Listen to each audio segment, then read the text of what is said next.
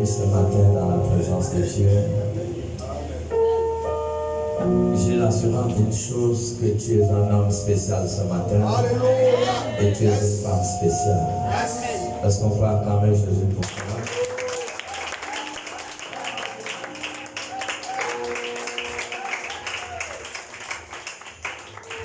Salue une ou deux personnes à tes côtés et dis-lui sois la bienvenue ce matin dans la maison de notre Dieu.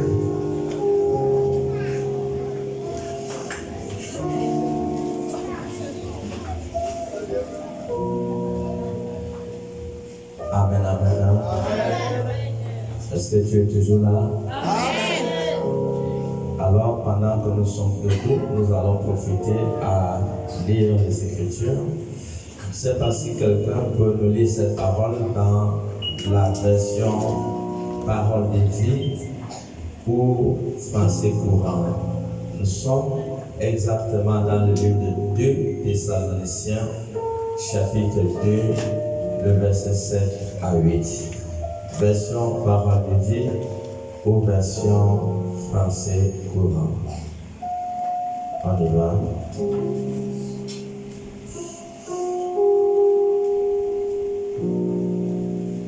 Lisez, si quelqu'un a la version dans l'assemblée, lisez. Il n'y a pas quelqu'un qui a la version Parole de vie ou français courant dans l'assemblée? Oui, la vie. Français courant ou Parole de vie?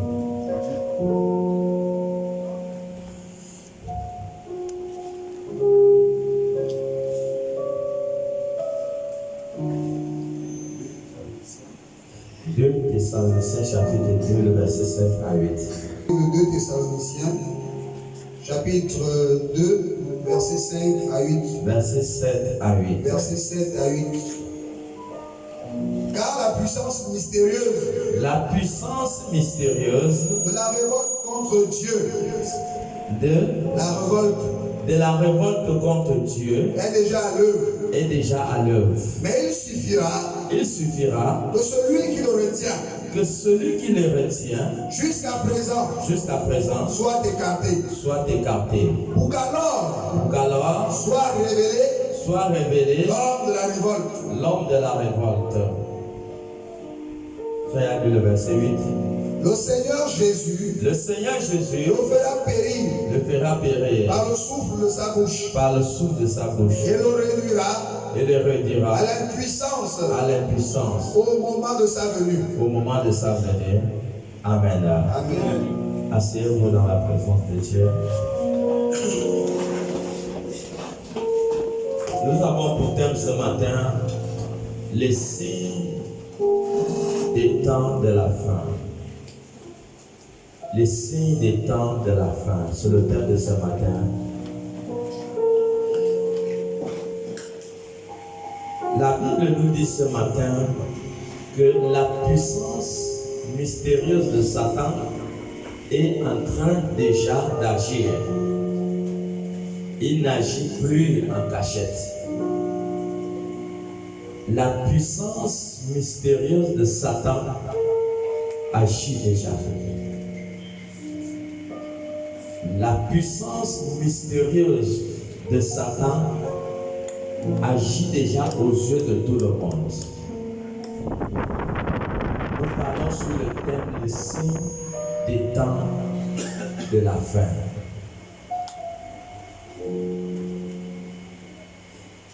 Et nous nous en rendons compte qu'il y a beaucoup de gens qui sont distraits jusqu'à cette juste heure.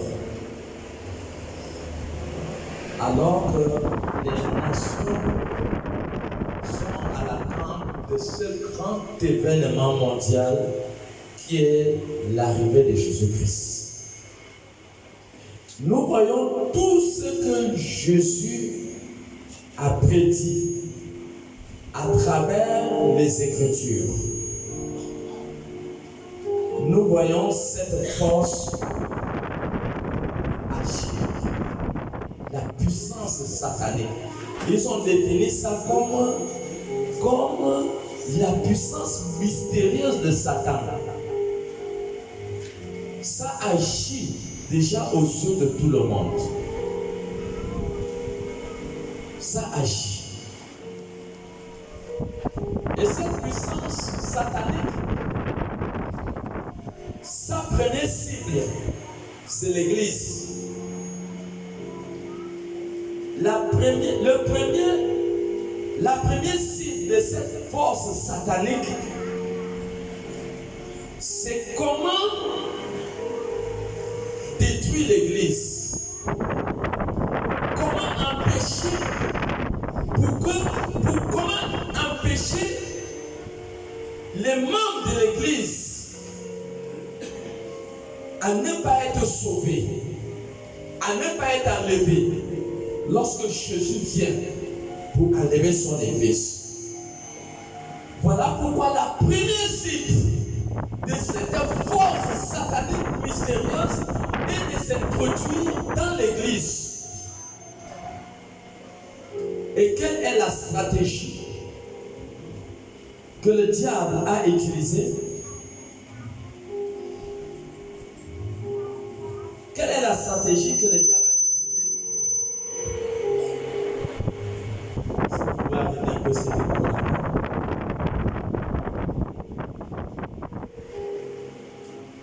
Quelle est la stratégie que le diable a utilisée?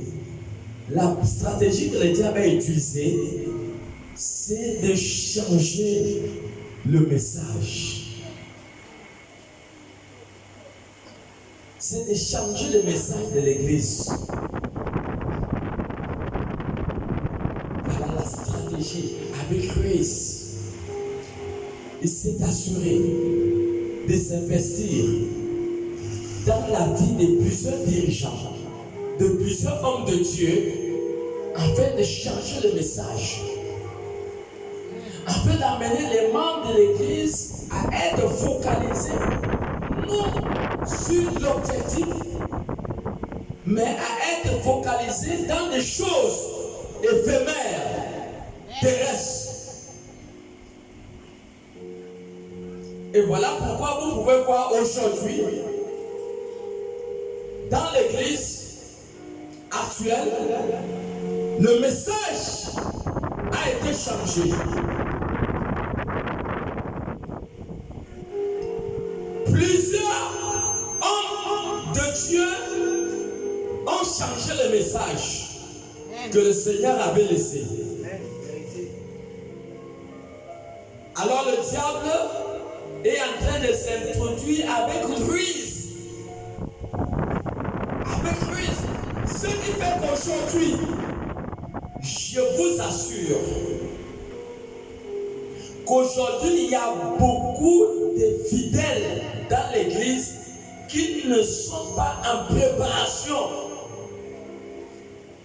de l'attente de ce grand événement qui va arriver dans si peu de temps, qui est l'arrivée de Jésus.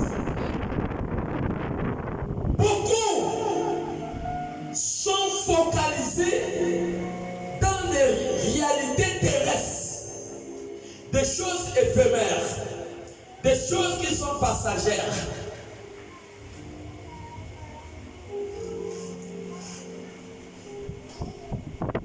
Et le premier message que le diable s'est investi dans l'Église, c'est sur le message de la bénédiction. Vous allez voir 80%, bon, peut-être 70% des églises prêchent sur la bénédiction. Est-ce que la bénédiction est une mauvaise chose? Non! La bénédiction n'est pas une mauvaise chose. Mais est-ce que c'était ça le message que Jésus avait laissé?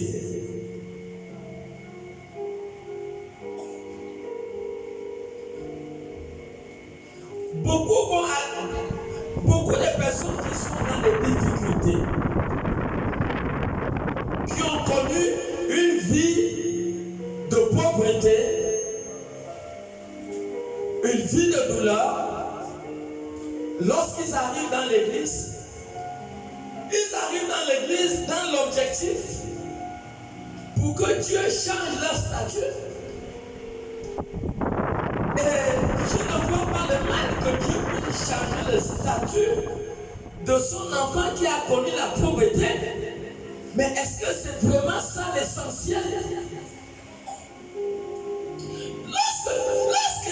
Lorsque des fidèles sont inondés par ce message,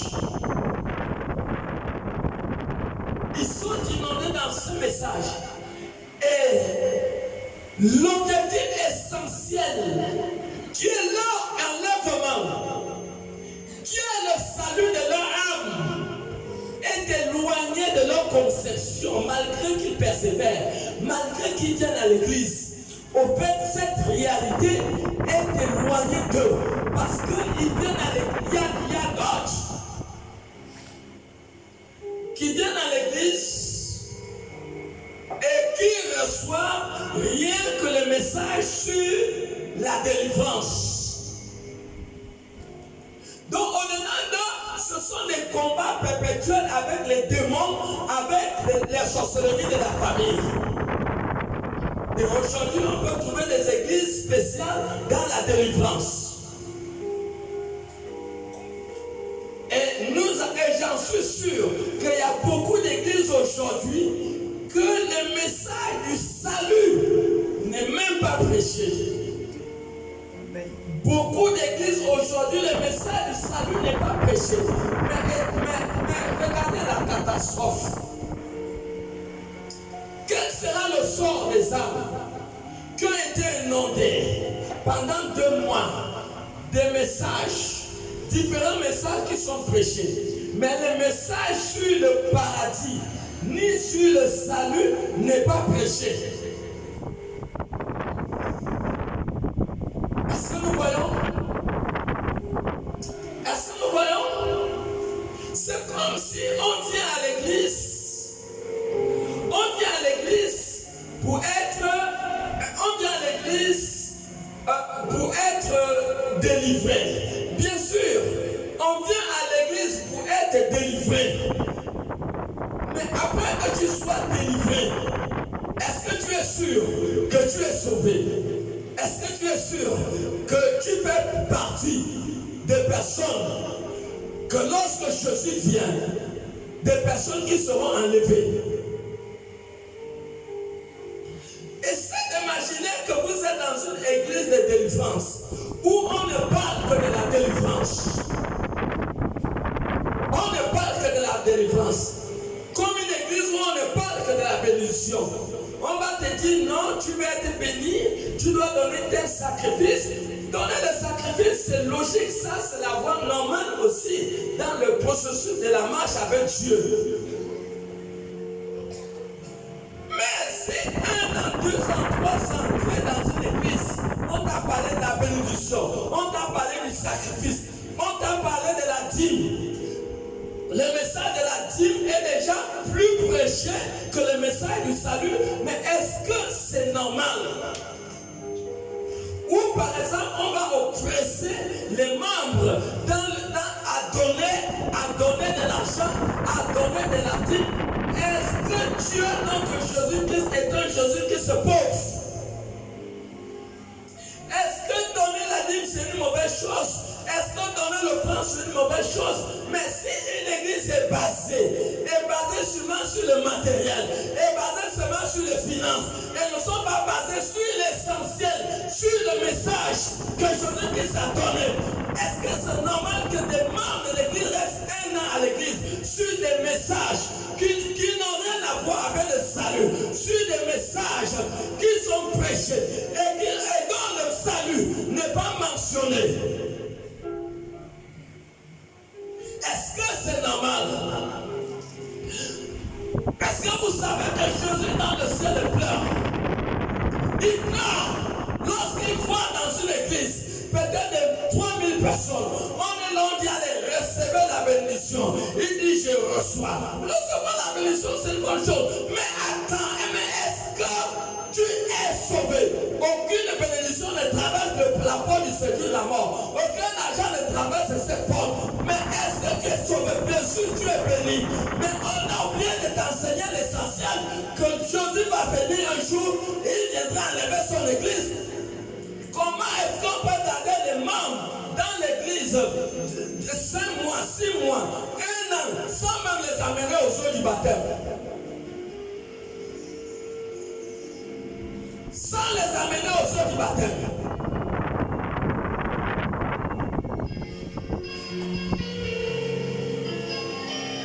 Dans l'église, on prêche le message sur le mariage. Est-ce que le mariage c'est une mauvaise chose? C'est une bonne chose. Mais si cela devient une doctrine dans une église où on prêche, oui, le mariage, le Seigneur encourage aux gens de se marier. Mais est-ce que le fait que tu es marié peut t'amener au ciel?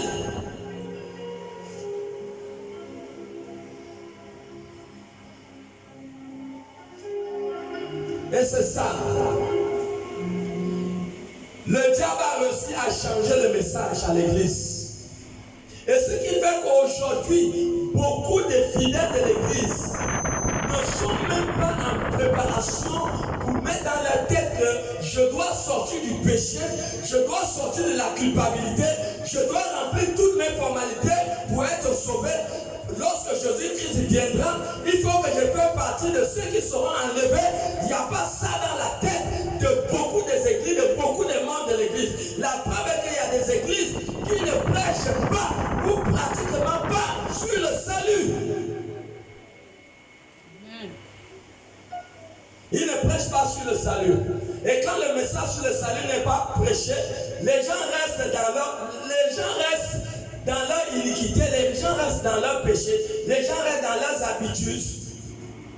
Parce que ce n'est pas ce qu'on les a prêchés. Et ce qui fait qu'il y a moins de personnes qui sont qualifiées pour aller au ciel.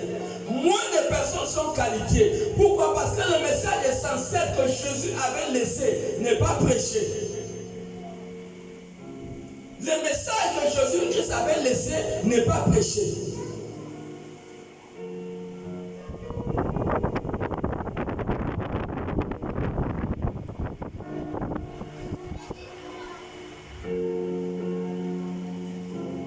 Tu as vu quel ami d'un président pauvre? Dis-moi, qui a déjà vu l'ami d'un président pauvre? Déjà, il est président, il a son ami qui était collègue de classe avec lui. Et vous pensez que lui, il est président, il va lui laisser pauvre? Et tu penses que si tu es véritablement sauvé, tu seras pauvre?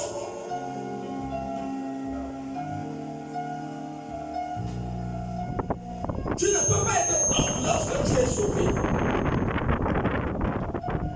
Tu ne peux pas être pauvre si véritablement ton alliance est vraie avec Jésus-Christ. Tu ne peux pas être pauvre. On prêche sur recevez la bénédiction, tout ça. Mais Dieu bénit même les francs-maçons, Dieu bénit les rosicruciens, Dieu bénit les sorciers, Dieu bénit les païens.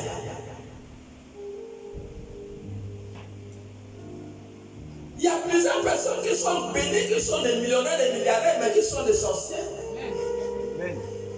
Pourquoi quand Dieu fait tomber sa pluie, il ne fait pas la différence entre le champ d'un chrétien et le champ d'une sorcière? Dieu s'assure que tous les champs soient mouillés par la pluie. Dieu bénit tout le monde. Pourquoi venir à l'église, ça va être comme si c'est quelque chose d'étranger? Si Dieu peut bénir un sorcier, mais pourquoi à l'église on va montrer comme si c'est vraiment quelque chose qu'il faut venir en Christ pour que tu aies été béni? Donc la bénédiction, ça va devenir quoi? Le message. Donc on va hypnotiser les gens le cerveau. On va les formater le cerveau dans les choses terrestres. Et le message vrai que Jésus a laissé n'est pas prêché. Et voilà pourquoi beaucoup de personnes ne seront pas enlevées. Beaucoup de personnes vont rater le paradis. Pourquoi? À cause des dirigeants, à cause des hommes et des femmes de Dieu. C'est pour cela 1 Pierre 4,17 dit que le jugement va commencer dans l'église. Tous ceux qui ont reçu la lourde charge, Jésus dit dans Actes chapitre 20, le verset 28, que nous devons, les hommes de Dieu, les pasteurs, doivent faire très attention sur le troupeau, que Jésus les a établis évêques. Jésus a conquis ce troupeau par son propre sang. Jésus a eu ce troupeau par son propre sang et il avait dit au pasteur que faites très attention. Le troupeau que je vous ai confié, que j'ai acquis par mon sang, Jésus a laissé un message. C'est le même message que les disciples ont commencé. Allons-y dans le livre de Marc chapitre 1 à partir du verset 14 à 15. Vous allez voir que Jésus lui-même, il a commencé sur le message. Jésus a laissé deux messages à prêcher. Jésus a laissé qu'on doit prêcher sur le royaume de Dieu et on doit prêcher sur la repentance. Voilà le message que Jésus a laissé à l'église. Jésus n'est pas remonté au ciel sans laisser au pasteur le message à prêcher. Donc le message que l'église doit prêcher, c'est la repentance et c'est le royaume de Dieu. Est-ce qu'on va acclamer pour le Seigneur? C'est le message que Jésus a laissé à l'église. On ne doit pas distraire les brebis de Christ par les biens terrestres, les biens, tout ce qui est terre et terre. Voilà, la terre n'a rien à voir avec le ciel. Voilà donc le message du salut. Amener les âmes à se préparer. Que Jésus-Christ revient. Et que si tu ne sors pas du péché, tu peux rater ce voyage. Tu peux rater l'enlèvement. Voilà le message. Même l'évangéliste Dave a dit ici lorsqu'il était au Gabon, comme le prophète est celui qui prêche le paradis et celui qui prêche l'enfer. Mais combien d'églises aujourd'hui ne prêchent pas sur le paradis, ne prêchent pas sur l'enfer? Combien d'églises aujourd'hui? Marc 1, 14 à 15. Et la parole de Marc chapitre 1, verset 14 à 15.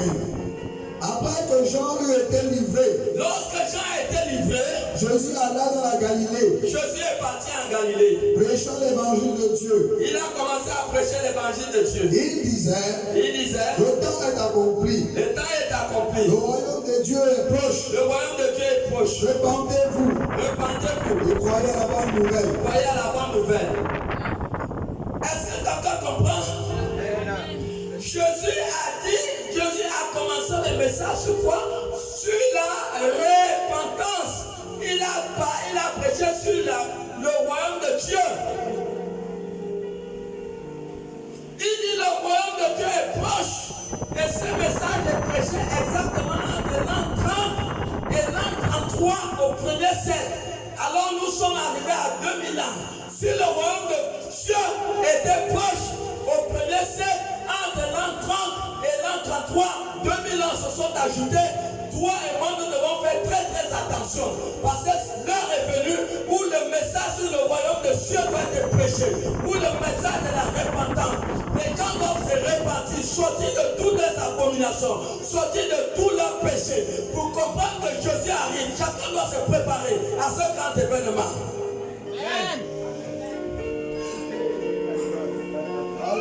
Marc, chapitre 6, le verset 12. Jésus a laissé le message aux disciples. La parole de Marc, chapitre 6, verset 12. Ils partirent. Et ils prêchèrent la repentance. Les disciples sont partis. Pourquoi les disciples ont prêché le message que Jésus-Christ a laissé? Pourquoi après la mort des disciples, les églises actuelles ont changé le message? Ce n'est pas interdit de prêcher sur la bénédiction. Ce n'est pas interdit de prêcher sur le mariage. Ce n'est pas interdit de prêcher sur la repentance. Mais comment on peut prêcher toutes ces choses et ne pas prêcher sur le salut, et ne pas prêcher sur la repentance, amener aux gens à comprendre qu'ils sont dans le péché, à sortir dans le péché, à se libérer du péché? Les disciples sont partis. Ils ont commencé à prêcher le message que Jésus les a laissé. Jésus les a laissé le message de prêcher sur la repentance. Et la Écriture dit qu'ils partirent et ils ont commencé à prêcher sur la repentance. Luc chapitre 9, le verset 2. Ils ont commencé à prêcher sur la repentance. Tu es là, tu vis une vie qui énerve Dieu, tu vis une vie de culpabilité. Tu dois comprendre que le temps où tu dois te repentir est venu. Parce que c'est le message que Jésus a laissé. Tu dois te repentir. Et si tu t'amuses à rester dans la vie du péché, alors ne pense pas que le péché est là pour te faire du cadeau. Parce que la Bible dit dans le livre de Romains 3, il dit que le Romains chapitre 6, verset 23, car le salaire du péché, c'est quoi? C'est la mort. C'est la mort. Donc le seul cadeau que le péché te réserve, c'est le cercueil. Donc ne cherche pas à marchander avec le péché. Le temps de la repentance, où le message de Jésus doit entrer en valeur est arrivé. Le temps où les gens doivent se repentir, à se préparer, à recevoir notre époux Jésus qui arrive. L'épouse qui est l'église doit se répéter dans Père, qui sont les œuvres justes. Et nous devons rester dans l'attente à l'arrivée de notre époux. Luc chapitre 9, verset 2. Luc chapitre 9, verset 2. Il les envoie prêcher le royaume de Dieu. Jésus a envoyé les 12 disciples aller prêcher le royaume de Dieu. Et guérir les malades. Et guérir les malades. Vous voyez, Jésus a envoyé les disciples à prêcher le royaume de Dieu. Mais quel est le message aujourd'hui que l'Église prêche? Quel est le message aujourd'hui que l'Église prêche?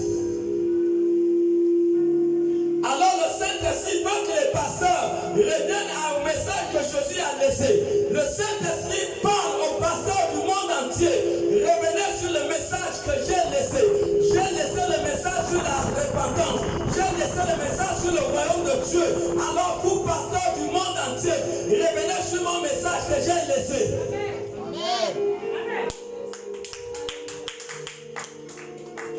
Jésus va bientôt descendre pour enlever son église. Et Jésus veut que les pasteurs puissent préparer les fidèles à l'enlèvement.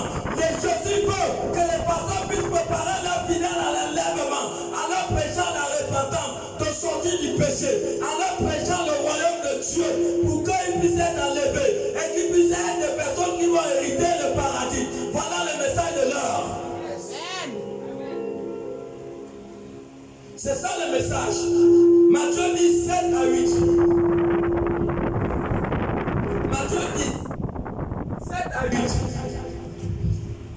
Matthieu 10, 7 à 8. La parole de Matthieu chapitre 10, verset 7 à 8. Allez, prêchez, et dites, le royaume des cieux est proche. Le royaume des cieux est proche. Guérissez les malades.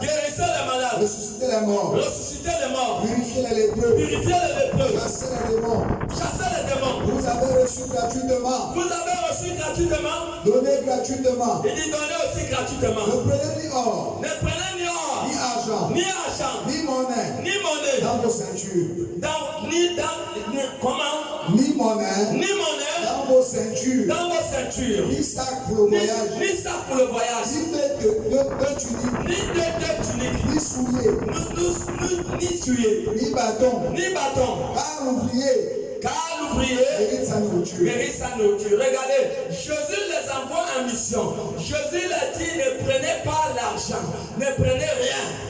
Mais comment est-ce que ce que Jésus a dit, ce qu'il a envoyé, de ne pas prendre l'argent, peut être la chose principale de l'Église aujourd'hui, l'argent? Est-ce que Jésus a envoyé qu'il allait prêcher sur l'argent? Jésus a envoyé qu'il allait prêcher sur les finances. Comment prêcher sur les finances, prêcher sur la vie devient la chose essentielle, devient la priorité de l'Église.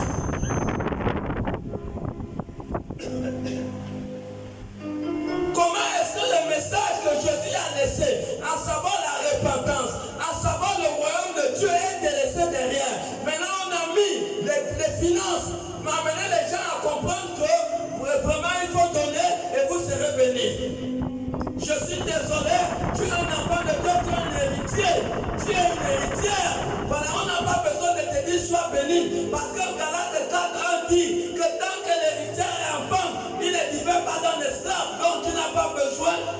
disent sois béni, patati patata, tout ce que tu as besoin de te repentir, abandonner le péché et grandir spirituellement pour que ce que tu avais prédestiné, ta bénédiction que tu avais prédestiné, tu as la possession de ça. Va consulter dans la 4 ans et tu comprendras que tu es un héritier, tu es une héritière, tu as besoin de grandir seulement, avoir le bon caractère de Dieu et c'est tout. C'est ça qu'on a besoin.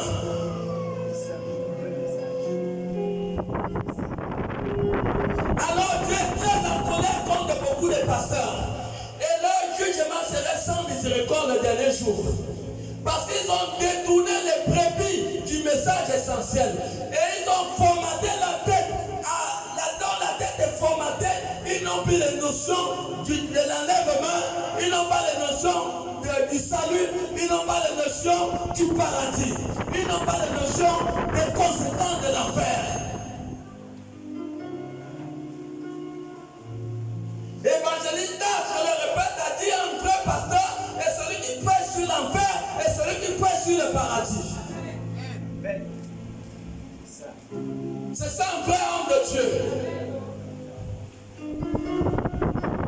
Est-ce que la gloire peut terminer en 4 Vraiment, ça fait mal, très mal même. Et la manière que mon esprit a la douleur pendant que je suis en train de parler, il faut savoir que le cœur de Dieu est touché par rapport à ce que beaucoup de pasteurs ont fait à ces brebis. Le cœur de Dieu est touché. Beaucoup aujourd'hui ne viennent plus dans les églises parce qu'ils ont été dessus. Hier, nous étions sur le terrain d'évangélisation. Attendez un peu. Nous sommes arrivés dans une maison. Et une des personnes que nous avons évangélisées nous a fait ce témoignage. Ils sont allés dans une église en ville. En ville, à une grande église. Et le pasteur s'est levé pour dire qu'il y a 10 ans. Tous ceux qui ont 10 ans, venez prendre les bouts de papier. Il a évolué comme ça jusqu'à 30 ans. C'est ça que nous disions, hein? L'église universelle. Ils ont évolué. Tous ceux qui avaient 17 ans, ils viennent prendre le bout de papier. Ceux qui avaient 30 ans, ils viennent prendre le bout de papier. Et le pasteur a dit, si tu as 10 ans, tu dois donner 10 000. Ceux qui ont 18 ans, tu dois donner 18 000. Ceux qui ont 30 ans, tu dois donner 30 ans. Tu dois donner 30 000 francs. Est-ce que ça c'est normal? Non. Quelle est la Bible qui dit de faire de telles pratiques? Vous voyez pourquoi la colère de Dieu va éclater dans les églises? Ça là c'est quoi? Depuis quand tu vas pour écouter la parole de Dieu, on te donne les bouts de papier, tu as 10 ans, tu dois donner 10 000. Tu as 20 ans, tu dois donner 20 000. N'est-ce pas l'abomination? Amen. Et la sœur dit qu'elle est partie pour aller voir l'homme de Dieu au bureau. Et elle a dit que moi, pas homme de Dieu, montre-moi les écritures qui prouvent cette action que tu es en train de faire. Et l'homme de Dieu était en train de nous appuyer. Je vous assure que le Saint-Esprit est très fâché contre beaucoup de pasteurs. Et le jugement de tous ces faux pasteurs serait sans miséricorde. Parce qu'il y a beaucoup aujourd'hui qui ne viennent pas dans les églises à cause de telles pratiques. Amen. On les oppresse dans l'argent. On les oppresse dans les dîmes. Même la Bible dit que chacun doit donner avec joie. On donne avec joie, ne donne pas par contrainte. La dîme, ça s'enseigne. Si quelqu'un, tu enseignes la Bible, la dîme, si quelqu'un ne veut pas donner la dîme, tu vas aller l'attraper avec la force. Tu ne peux pas aller l'attraper. Tu enseignes et tu t'arrêtes à ton enseignement. Est-ce que quelqu'un est là? Amen. Et c'est ça la colère de Dieu. Allez-y, sur le terrain. Voilà où on voit beaucoup des églises sont vides. Parce que les hommes sont dessus à cause des mauvaises pratiques, des mauvaises choses que les dirigeants font. Beaucoup sont égarés dans leur maison. Et je vous assure que toutes les brebis qui vont se perdre à cause de mauvaises créations, mauvais comportements de certains pasteurs, certains dirigeants. S'ils meurent dans leur péché, leur sang va couler sur leur tête. D'accord.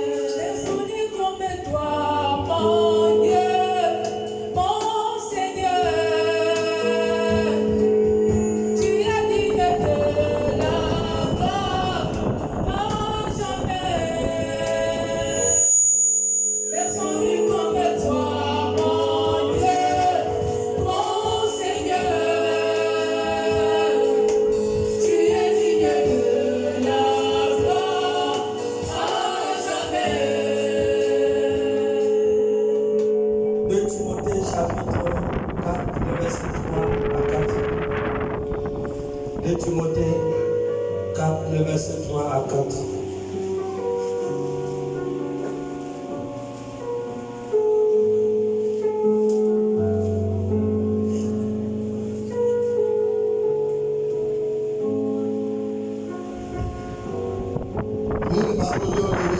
Chapitre 4, le verset 3 à 4.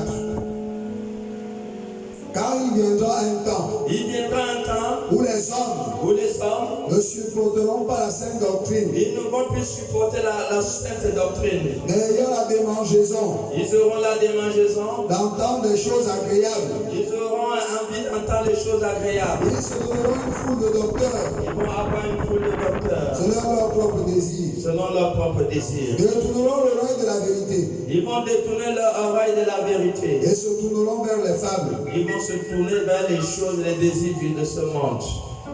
Alors, voilà, Jésus a prédit cela à travers son serviteur. Il dit que dans les temps de la fin, il y aura des personnes qui ne voudront plus entendre le message de la vérité. Beaucoup ne voudront plus entendre la vérité. Et vous comprenez que les églises qui prêchent sur la repentance, il y a beaucoup qui n'aiment pas ce genre d'église. Les églises qui prêchent sur le péché, les églises qui prêchent sur l'adultère, les églises qui prêchent sur la fornication, les églises qui prêchent sur des mauvaises choses, sur le vol, sur des choses, ils n'aiment pas. Beaucoup n'aiment plus le message de la vérité. Beaucoup n'aiment pas le message sur la repentance. Et voilà pourquoi les Écritures nous avisent que dans les temps de la fin, nous verrons une certaine catégorie de membres. Ils vont se faire une catégorie de pasteurs qui vont leur dire les choses qu'ils aiment entendre. Et c'est ce temps que nous sommes aujourd'hui. Mais si tu vas dans une église où on ne prêche pas sur le péché, ça c'est pas une église. C'est pas une église. Une église où on ne prêche pas sur la repentance. Tu fais quoi là-bas? La vraie église est où on te prêche sur le péché, on te prêche sur la repentance et on te prêche sur le royaume de Dieu. Vous êtes dans une église, vous faites 6 mois, vous n'entendez pas, on vous prêche sur le salut. Tu fais 4 mois, on ne te prêche pas sur la repentance. Mais ça veut dire que là, il y a déjà un problème. Il y a un problème. Est-ce que Jésus a dit allez prophétiser? Mais et pourtant, aujourd'hui, il y a des églises qui sont spéciales prophétiques. Vous partez le matin. La prophétie après la louange va commencer peut-être à 10h jusqu'à 18h. Pas de parole. Est-ce que ça c'est normal? Jésus n'a pas dit aller prophétiser. Mais est-ce que le don de la prophétie n'est pas important? C'est important. Il fait partie des 5 dons ministériels. Mais comment une église peut être une église où la parole n'est pas prêchée et vous allez voir des foules? Des gens, des foules venir simplement entendre la prophétie. Est-ce qu'il y a une prophétie plus authentique? Même les Écritures disent examiner les prophéties parce que les prophéties peuvent être fausses. Yes. Plusieurs prophéties sont fausses. Jésus n'a pas dit aller prophétiser. Il a dit aller annoncer le royaume de Dieu. Il a dit aller prêcher sur la repentance. Et vous voyez pourquoi, est-ce que nous voyons pourquoi la colère de Dieu va éclater dans ce genre de milieu? Moi j'en ai entendu des témoignages. Et des fidèles qui viennent me dire, parce que ça c'est normal. Que le matin jusqu'à l'après-midi, le soir, la parole n'est pas prêchée. Ils sont là seulement que les prophéties. Je les dis non, c'est pas normal. Mais Mais c'est ça, c'est quel genre d'église? Tu es allé à l'église pour écouter la prophétie ou tu es allé à l'église pour écouter la parole de Dieu? La prophétie ne va pas t'amener au ciel. C'est la parole de Dieu qui va t'amener au ciel. Est-ce que nous voyons des erreurs? Des erreurs qui sont commises aujourd'hui. Nous voyons toutes sortes d'églises, toutes les qualités. Et soyons attentifs. Parce que l'ignorance des signes peut t'amener à ne pas se préparer. Et c'est là le danger. C'est là le danger. C'est là le danger.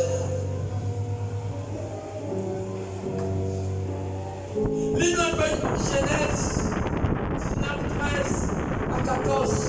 C'est ça le danger. L'ignorance sur les signes peut t'amener à ne pas entrer dans la préparation. Parce que tu seras dans la déconnexion et dans la dispersion. Genèse 19, 13, 14. La parole de Genèse chapitre 19, verset 13 à 14.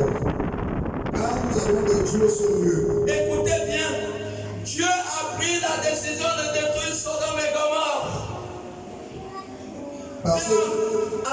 Dieu a envoyé 2 anges pour faire sortir Lot, sa femme et ses 2 filles. Écoutons bien. Alors Lot va parler aux copains de ses filles. Lot va parler aux copains de ses filles. Lot va dire, mes enfants, Dieu va détruire la ville, sortez de la ville. Mais à chaque moment que je lis cette partie de l'écriture, j'ai mon cœur qui est blessé.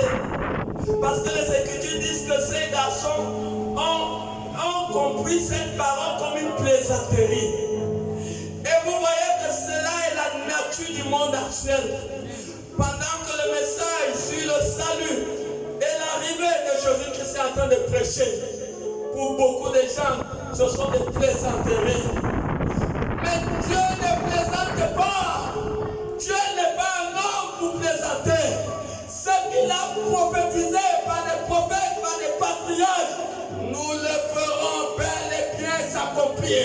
Peu importe le temps qui passe, ce que les prophètes ont prophétisé, ce que Jésus a prédit, entre le monde de feu ou pas, nous le ferons, que nos cieux s'accomplissent, que ce soit dans notre ère ou que ce soit les temps à venir, ça va s'accomplir. Parce que la parole de Dieu finit toujours par s'accomplir. Donc Dieu ne plaisante pas. Alors, ces garçons ont compris cette parole comme une plaisanterie. Vas-y, dis. Genèse chapitre 19, à partir du verset 13. Car nous allons détruire ce lieu. On a dit bien que nous allons détruire ce lieu. Parce que le cri contre ses habitants est grand devant l'Éternel. Le cri des habitants de Sodome et Gomorrhe est monté jusqu'au ciel. L'Éternel nous a envoyé pour le détruire. L'Éternel nous a envoyé pour le détruire. Lot sortit. Ce sont les anges qui parlent. Il dit Lot sortit. Et parlait à ses gens. Voilà, Lot est parti parler aux copains de leur fille. Qui avait pris ses filles. Qui avait pris sa fille. Levez-vous. Il dit levez-vous. Dit-il. Sortez de ce lieu. Sortez de ce lieu. Car l'Éternel va détruire la ville. Car l'Éternel va détruire la ville. Mais aux yeux de ces gens, aux yeux de ces garçons, ils parurent plaisanter. Ils ont pris ça pour les plaisanteries. Lis-nous le verset 24, le verset 23, le verset 24. Le soleil se levait sur la terre. Oui. Lorsque Lot entra dans Tsoar. Oui.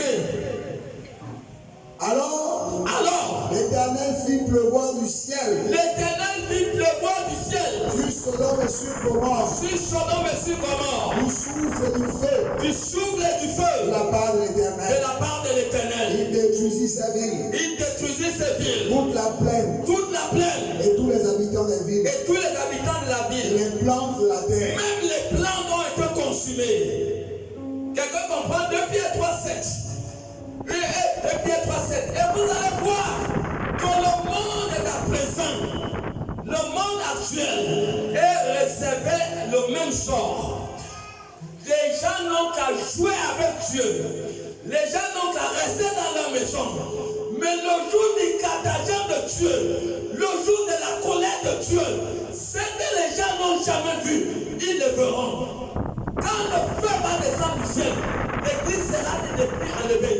Le feu va descendre du ciel et le feu va consumer toute la terre. 2 Pierre 3:7. 2 Pierre 3:7. Oui. Tandis que par la même parole, les cieux et la terre, d'à présent, sont gardés et réservés pour le feu, pour le jour du jugement, et de la ruine des hommes impies. Alors, c'est le sort qui attend le monde. Mais désormais, nous ne serons plus sur cette terre. Les païens vont subir. Ils vont subir. Et c'est ce que nous parlons. Les églises prophétiques, où la parole de Dieu n'est pas prêchée. Le message a été changé. Le diable a réussi à s'introduire dans l'église par stratégie. Le diable s'est transformé en homme de Dieu. Beaucoup ont mis la veste de homme de Dieu. Beaucoup. Voilà pourquoi Daniel a prophétisé dans Matthieu 24, verset 15. Et tout le monde est dans le même bain. Alors le diable a pris certains hommes et certaines femmes il les a introduits dans le lieu très saint. Il les a introduits. Et Daniel a prophétisé sur ces choses. Matthieu 24, verset 15. Et je disais tout à l'heure, attends, l'ignorance des signes peut vous amener à ne pas vous préparer. Mais la conscience des signes, Dieu est conscient des signes, que voici ce que la Bible a prédit, voici ce qui se passe. Ça va t'amener à ne pas blaguer. Parce que les copains des fils des filles de l'autre, pour eux c'est une plaisanterie. Et pour beaucoup aujourd'hui c'est une plaisanterie. Mes amis, Dieu ne plaisante pas. Nous sommes en train de donner les signes des temps de la fin. Et nous sommes en train d'évoluer. Nous sommes en train d'évoluer. Et nous sommes dans toutes les fausses églises et les faux pasteurs que le diable a introduits. Et Daniel a prédit ces choses dans Matthieu 24, verset 15. On y va. Matthieu 24, verset 15. C'est pourquoi, lorsque vous verrez l'abomination de la désolation, quand vous verrez l'abomination et la désolation, donc a parlé le prophète Daniel, que le prophète Daniel a parlé, établi en lieu saint, que celui qui lit, fasse attention. Voilà. Il a dit quand vous verrez, mais est-ce que vous voyez quelque chose, mon Dieu? Est-ce que l'église voit quelque chose? Est-ce que l'église voit les signes de la prophétie de Daniel qui a été prédit? Est-ce que vous voyez ces signes s'accomplir? Est-ce que vous voyez le diable qui est entré dans l'église? Le diable est entré dans l'église. Il amène les hypocrites dans l'église. Nous avons mis les chansons du monde dans l'église. Les chansons purement d'une mondaine qu'on chante dans l'église.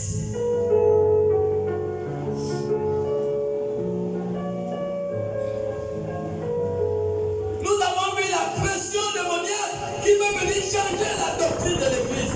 Et c'est une guerre. C'est une guerre des ténèbres. La lumière contre les ténèbres.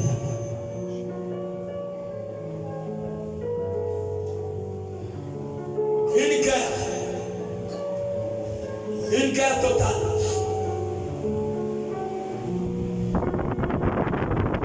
Les gens, ça vit n'importe comment vous venez, c'est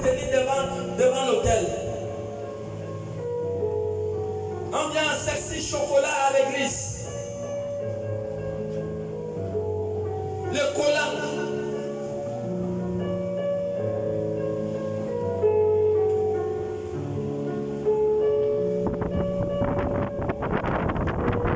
Où les gens viennent mal habillés.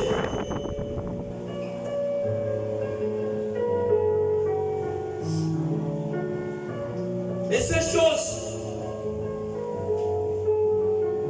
nous voyons le diable qui envoie des démons en chair dans l'église. Vous faites tomber les gens dans le péché, dans la fornication. Des servants de Satan, déguisés en chrétiennes.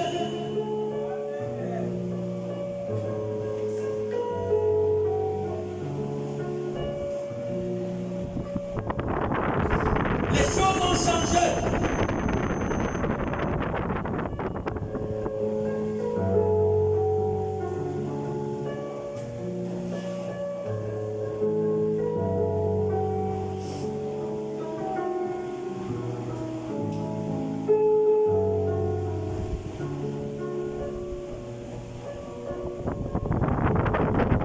Nous avons vu des églises aujourd'hui. Même si tu es bête comment, tu vas dans une église, on te dit de manger les herbes. Toi aussi, tu te mets à manger les herbes.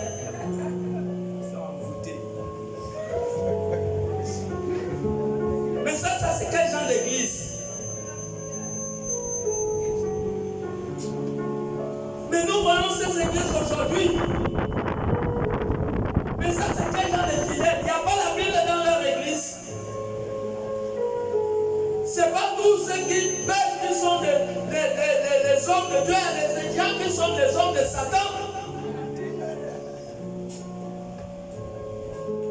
Quand on te dit mange des herbes, nous avons vu des églises où on te dit il faut manger les cheveux. Vous n'avez pas vu ça?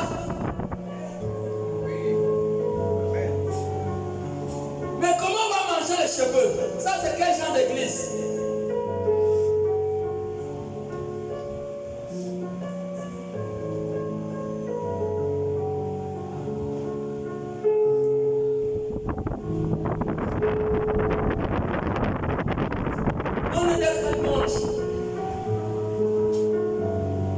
Lorsque vous verrez l'abomination établie dans le lieu saint, sachez que Jésus arrive. Sachez que Jésus arrive. Quand vous verrez l'abomination, c'est ça qu'on appelle l'abomination. Ça veut dire qu'il n'y a plus de temps, Jésus arrive.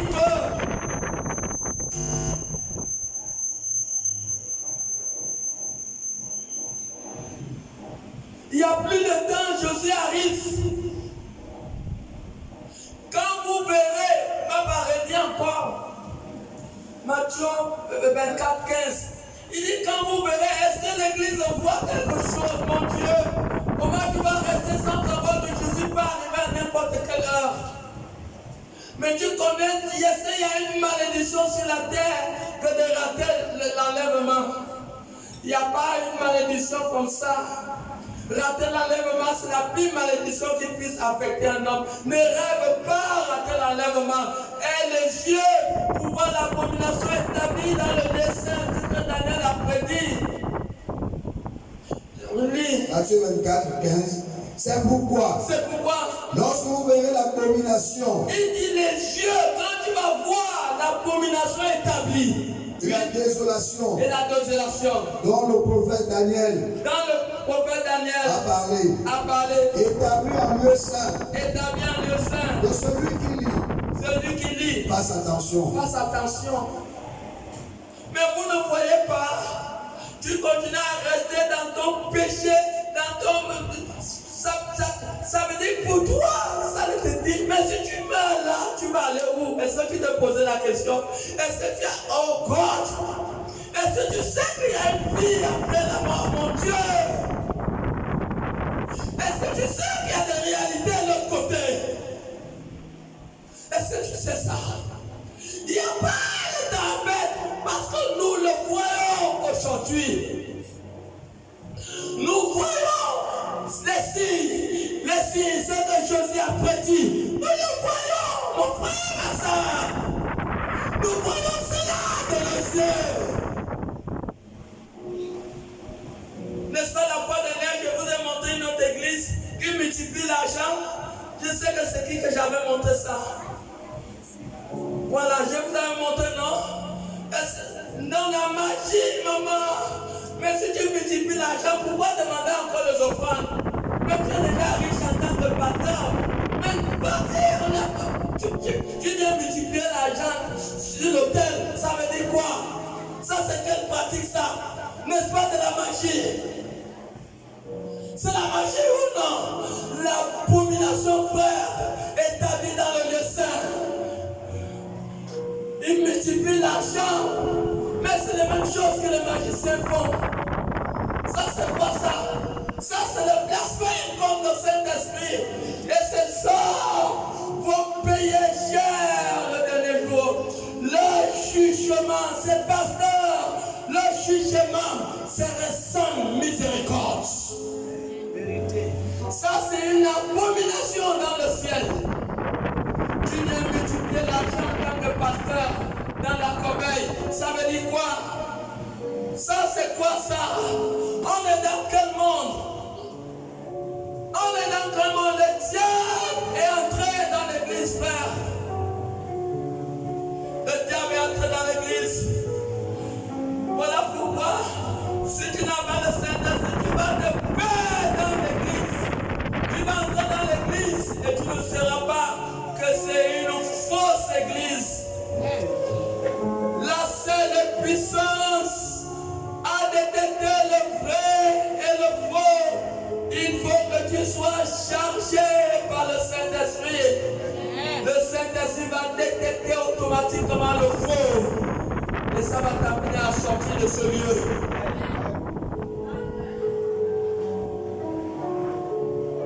Je suis sûr que parmi vous, il y a certains qui ont entendu parler d'église qu'on appelle la pyramide. Je suis sûr qu'il y a parmi vous une église qu'on appelle la pyramide. L'église là, les dimanches, ils payent des casiers de bière. Chaque fidèle saint regarde, tu bois, quand tu es bourré là, c'est là que tu entres en train, tu commences à faire ça. La pyramide. Le jugement de Dieu serait sans miséricorde dans la vie de tous les faux pasteurs. Leur compartiment en enfer serait tout le fois puisque les autres ne se répandent pas. Et beaucoup de gens viennent des grands soulards. Ils disent voilà la qualité d'église que j'ai cherchée même qui me convient. La pyramide. Tu regardes l'église, tu es bourré. Tu rentres comme ça. Oh mon frère, tu viens au relais, tu reviens de l'église. Je te dis comment l'église là c'est comme ça. Ah, je t'ai vu dimanche. Je te dis que tu vas boire fatigué. C'est ça la bonne église. La pyramide. Les églises terribles. C'est terrible. C'est terrible. Est-ce que c'est normal? Non, frère, tu vas à l'église, frère, tu vas boire. On amène un camion de régates. Je ne sais pas dans quel pays, si c'est quel pays, sais pas dans quel pays ça se passe. Hein? Au Congo? Ah bon? C'est sûr là-bas. À quoi gentil? Vous-même regardez. Mais est-ce que c'est normal? Vous-même regardez. Mais ça c'est un blasphème. Ça c'est l'abomination qui est entrée dans le lieu très saint. Ça c'est l'abomination. Alors quand vous voyez ça, mon Dieu, est-ce que si Jésus arrive là, est-ce que tu seras enlevé? Est-ce que tu seras enlevé? Voici le signe, quel signe l'Église attend encore? Quel est le signe que vous ne soyez pas aveugles? Daniel a dit, lorsque vous verrez, et nous voyons ce que Daniel a dit, nous le voyons de nos yeux, dans l'heure n'est plus à la distraction. Je vous assure que Jésus, regardez les guerres qui se passent aujourd'hui. Regardez, Jésus arrive, Jésus peut arriver à n'importe quel temps. les matchs de football, la prolongation. Nous sommes la terre en train d'entrer dans une phase de prolongation. Jésus accorde encore aux retardataires une dernière grâce de se repentir et d'entrer dans la bergerie. C'est ce temps que nous sommes aujourd'hui. Qu'est-ce que tu attends? Tu continues à faire les faux trucs. Tu sais que les actes que tu poses, c'est pas bien devant Dieu, mais tu le fais. Mais Jésus peut arriver à n'importe quel temps et tu vas rater l'enlèvement. Si tu rates l'enlèvement, tu vas pleurer jusqu'à tout l'eau qui est dans ton corps là-bas.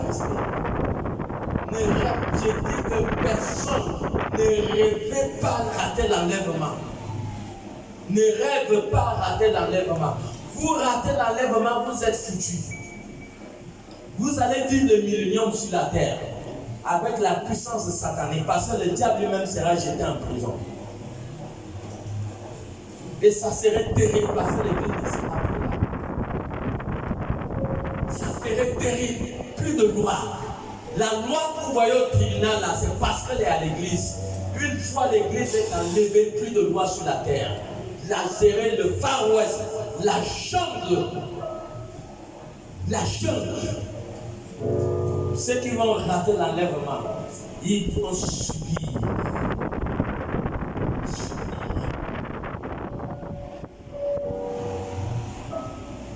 Est-ce que c'est normal aujourd'hui?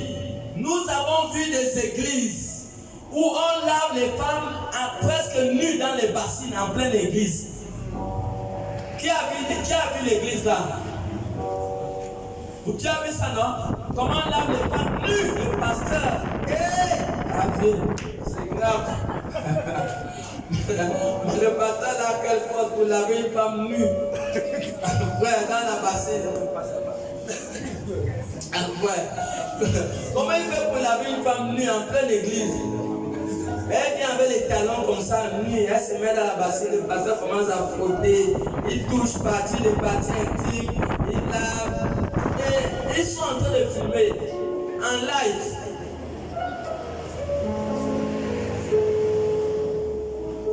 Que quelqu'un des abominations. Voilà où nous sommes aujourd'hui. Les églises où on lave les femmes. Est-ce que c'est normal? Hein?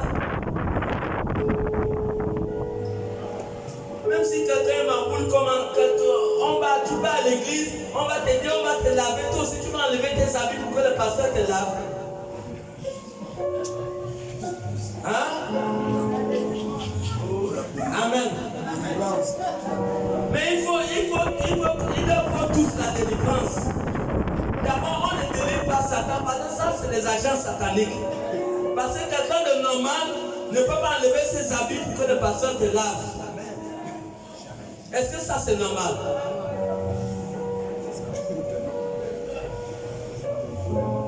Voilà où nous en sommes.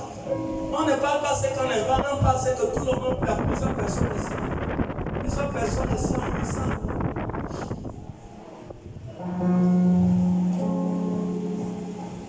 Nous avons vu l'église où le pasteur est en train d'embrasser la femme, carrément flotter avec la femme en plein culte. Qui a suivi ça ici? Tu as suivi ça, non? Frère, tu n'as pas suivi ça? Oh, toi aussi. Papa, tu as suivi, non? Le pasteur est en train de flotter avec la femme. En plein culte. Et c'est la doctrine. Oui. Oh, si je trouve l'image là, je vais t'envoyer ça. C'est en plein culte. Tu vois comment la femme est en... Non, ça là. Tu ne peux pas. Ça va de cette étude, tu ne peux pas sur ça là longtemps. Tu vas dire non là. Alléluia! Voilà où l'église est aujourd'hui. Maman. Voilà pourquoi aujourd'hui même beaucoup de maris ont de la peine pour envoyer leur femme à l'église à cause de ça. Allez-y sur le terrain d'évangélisation. Ce que vous allez entendre, ça veut dire que ça peut vous décourager vous-même. Ça peut vous décourager. Ce que les brebis ont subi. Voilà pourquoi beaucoup ne viennent plus à l'église. Parce qu'il y a trop de la fausseté aujourd'hui. Comment le pasteur va flotter après? Peut-être c'est la femme de Touy. En plein culte, papa. C'est pas normal. Nous avons vu des faux miracles. Moi-même, j'ai vu, ils ont monté un faux miracle. Ça veut dire quelqu'un qui est... Non, ça c'est carrément le diable. Comment vous pouvez faire une fausse résurrection jusqu'à cause ils se sont arrangés avec l'ambulance, ils se sont arrangés avec le monsieur qui était dans le cercueil. On a amené le cercueil. Quelque chose d'arrangé un faux miracle. Parce que la police les a arrêtés après. L'homme de Dieu, on a attrapé l'homme de Dieu. Après, l'homme de Dieu a demandé pardon. Oui. Mais regarde une très grande église de milliers de personnes. Regarde aussi le faux. Comment quelqu'un aussi peut accepter de faire un genre mauvais comme ça? Et tu fais semblant comme si tu es mort. Il fait comme ça là. Comme si c'est ressuscité. Alors que c'est de ce faux, ils sont en train de faire un montage. Les gens ont fait des enquêtes, ils ont trouvé que c'était un montage, c'était un faux tout monté. Mais papa, mais où est la crainte de Dieu? Dans les grandes églises là, non, c'est comme ça. Dans les grandes églises là, c'est comme ça. Donc il y a beaucoup de choses qui cachent aux gens. Alors faisons très attention. Daniel a dit, Matthieu 24, le verset 15, lorsque vous verrez l'abomination que le prophète Daniel a parlé, établi dans le lieu saint, sachez que les temps sont là et que Jésus va bientôt descendre. Nous le voyons de nos yeux aujourd'hui. Nous voyons tous ces faux miracles. Vous avez vu, il y a une dame aujourd'hui qui est sur les réseaux sociaux. Cette dame est spécialiste pour faire plier la main et refaire sortir la main. Oh God! Qui a subi ça? Il n'y a pas de quelqu'un qui a subi ça. Il y a une dame qui a une main comme ça. Elle est en train de faire le tour. Je ne sais pas comment ça se passe. Ou bien c'est un business qu'elle a déjà établi. Je ne sais pas qu'est-ce qui se passe avec cette dame. Voilà où nous en sommes aujourd'hui. Il y a la fausseté partout. On ne sait plus qu'est-ce qu'il faut faire.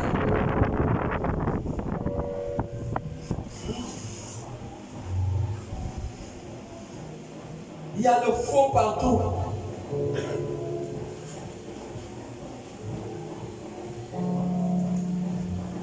Partout il y a le faux. Vous trouvez la vraie église aujourd'hui, ce n'est pas une chose facile. C'est pas facile. Voilà où nous en sommes. Le diable est entré dans le lieu très saint. Il est entré seul. C'est vrai, non? La prophétie est accomplie ou non? Il a parlé des faux prophètes, Matthieu 24, verset 11. Il y a des faux prophètes partout. Ils sont dans l'argent, ils n'ont rien à voir avec Dieu. Et le plus souvent, ils sont dans les radios. Vous avez bien berger sans troupeau. Faites attention quand vous attendez un homme de Dieu qui n'a pas de troupeau. Il te dit il a le cabinet. Faites attention.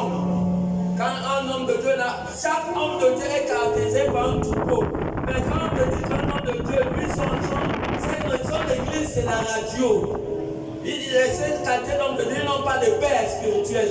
Faites très attention à tous ceux qui n'ont pas de paix spirituelle, ceux qui n'ont pas de troupeau. Ils vont te dire qu'ils ont le cabinet. Un cabinet, il va te donner le savon. Il va dire tu vas te faire le bain, tu vas faire telle chose. Et il va utiliser les prophéties de Mami Wata et tout ça, des esprits de sorcellerie qui vont commencer à prédire. Qu'est-ce que les sorciers ne font pas? Nous avons entendu des témoignages où l'esprit de sorcellerie fait pour qu'un enfant soit premier de la classe. Quand il compose, les esprits lui parlent, il dit voilà la réponse. La fille est toujours première de la classe, toujours première, parce qu'elle travaille avec les démons. Ils connaissent les sorciers. Quand ils passent à Draga, ils passent au marché, ils connaissent ceux qui sont sorciers. Quand ils arrivent à l'église, ils connaissent ceux qui sont les sorciers à l'église. Ils se connaissent, oui. Ils travaillent avec des esprits, ils connaissent le nom des gens. Mais il y a quoi étrange. Si les sorciers le font, pourquoi un homme aujourd'hui va venir dire faire la prophétie? Quelle prophétie? Il y a beaucoup de gens qui ont participé avec les esprits de Manu Wata. Il y a beaucoup qui sont des sorciers. Beaucoup sont des sorciers, on les parle. Quand il y a quelqu'un devant eux, ils entendent des voix qui les parlent, qui leur disent ton nom, qui leur disent ta vie, ta famille. Ils sont en contact avec les puissants des ténèbres. Si les sorciers font ça, maintenant où est des sectes étranges? Aujourd'hui, là, ils vont venir prendre la veste de homme de Dieu, avoir le cabinet, ils n'ont pas de troupeau, ils n'ont pas de paix spirituelle. Et les gens vont courir, on va te dire, avant de voir l'homme de Dieu, il faut payer la consultation. Depuis qu'avant de voir Jésus avait dit de payer la consultation. On n'a pas lu dans Matthieu chapitre 10, le verset 7 à 8. Allez et prêcher le royaume de Dieu, guérissez les malades, bouffez les lépreux, ressuscitez les morts. Il dit, vous avez eu gratuitement, le verset 8. Il dit, donnez gratuitement. Mais depuis quand? Pour aller voir l'homme de Dieu, il faut donner 10 000. Bien-aimé, c'est un signe qui te montre qu'il ne faut pas entrer là-bas. Il ne faut pas entrer là-bas. Tu vas pouvoir un homme de Dieu, on te dit qu'il faut payer d'abord, c'est le diable, n'entre pas.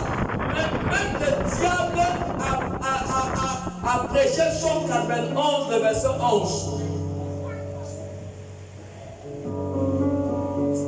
Donc si le diable prêche la parole de Dieu, n'importe quel homme possédé par le diable peut prêcher la parole de Dieu. Faites très attention.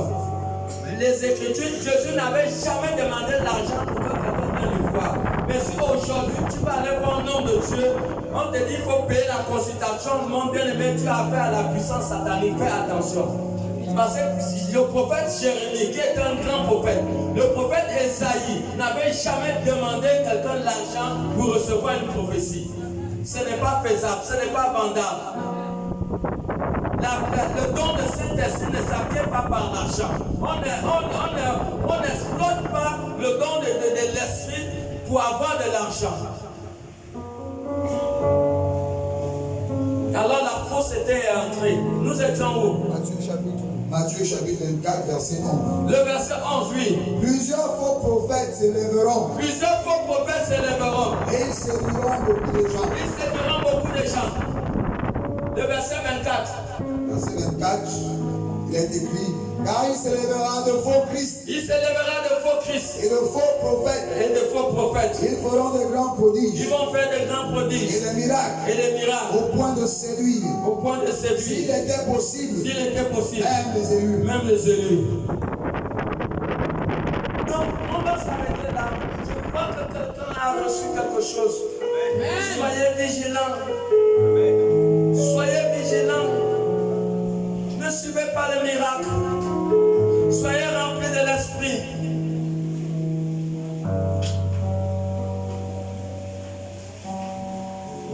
Il faut se repentir. Cherchez à recevoir le message du royaume de Dieu, parce que c'est le message de l'heure. Ne soyez pas distraits, où le diable est déjà entré dans l'église.